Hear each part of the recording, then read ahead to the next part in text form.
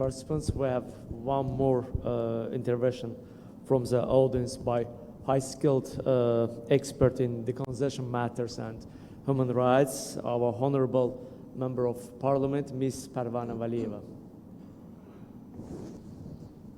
Thank you very much for giving the floor. First of all, I would like to welcome you all, the esteemed guests, to Baku, Azerbaijan, and thank you for your support to Baku Initiative Group with your science and sharing education. Exactly, it's very important. And advocacy and science has strong intersections with each other. For example, advocates use scientific research findings to support their arguments that are reliable on, are grounded on reliable data, and scientific data can be technical, but advocates can revert them to clear messages to inspire political will and the public.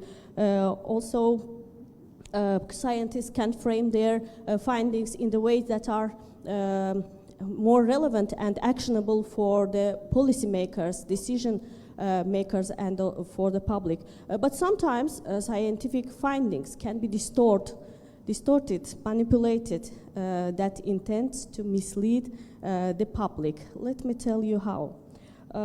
As a member of Health Committee in the Parliament, and as I have some health background, we have conducted health-related projects. Maybe you all discussed here political science, but I will shift to health.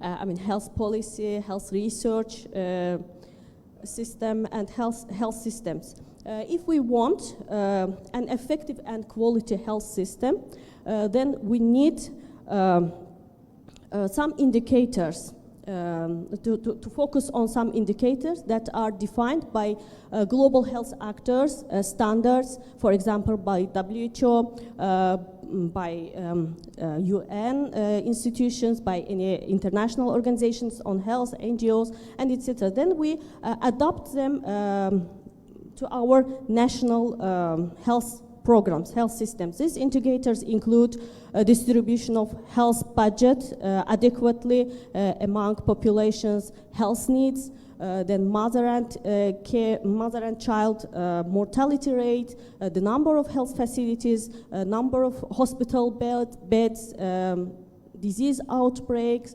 effective management of non-communicable diseases, which means that we have a strong primary healthcare system. If we have low rate of non-communicable diseases, NCDs, we say, then it means that we have a strong primary healthcare system. We diagnose early and revert to treatment.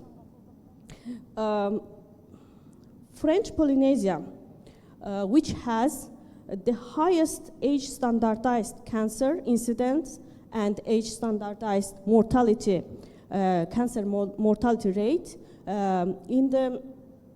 among Pacific Island countries and territories. So, which means that we need more attention and we need more researches, scientific evidence to analyze, to understand the causes, the situation. Regarding the causes, they can be genetic factors, they can be dietary habits, stress, environmental pollution, water sanitation, and etc. So regarding dietary habits, the nations whose dietary habit include only organic local vegetables and sea products. So how they can get a cancer, how they can develop a cancer.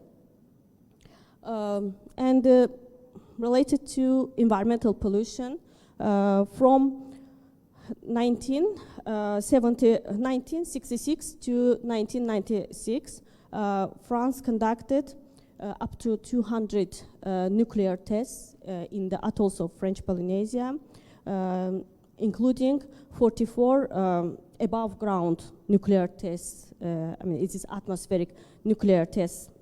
And there are many studies available on open access scientific journals, that the hypothesis of the researchers can be different, but they say, the findings say the same. There is an impact of those nuclear tests on today's high cancer rate in French Polynesia. Australian scientist Ribbes, maybe some of you know, his scientific research was published on Elsevier, very famous scientific journal, and it says that local French Polynesians were mostly affected by nuclear tests. When exploring some more information, if genetic factors also can cause cancer in French Polynesia, I found one research report that was conducted by French scientists. They were willing to prove that high cancer rate in French Polynesia is from them mainly related to genetic factors, but not the radiation exposure, which continued almost 20 years. It was published on Health Science and made the conclusion that they didn't observe a significant interaction between steroid radiation dose and atmospheric nuclear tests. But they also, in conclusion, confessed that while they conducted a genetic study, they used genotyping of European ancestry, European populations, because French Polynesians has genetically admixed genes, which influence from Asia and European population. Despite this, the dominant ancestry remains indigenous Polynesian. This mixture can affect genetic research outcomes, especially for disease studies. But at the same time, genetic admixture would be sometimes beneficial, reducing the risk of inherited diseases due to more gene combination, gene-to-gene interactions. You know, the colonizers, when they colonized their territories, the main idea was assimilation of the culture and modify the gene. Which means that as it is admixed and as they use European population genotyping, so the research conducted by French scientists are biased because they didn't use indigenous peoples, indigenous Polynesian population genotyping.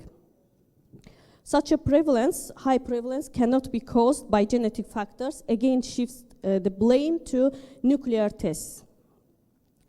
So the French authorities have concealed the true impact of nuclear tests on the health of Polynesian for more than 50 years, but studies unveiled the truth.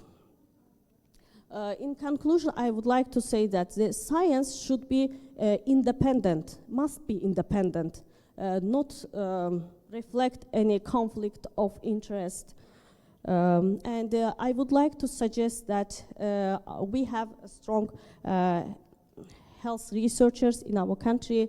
If you have any idea related to social health and environmental problems in overseas, you can collaborate with our scientists, because when you share your knowledge, you also support advocacy.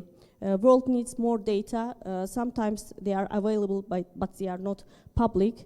So you can share, and you can, I just suggest that you can have a joint health research projects together with our researchers. Thank you. Thank you, Ms. Valiyeva, for your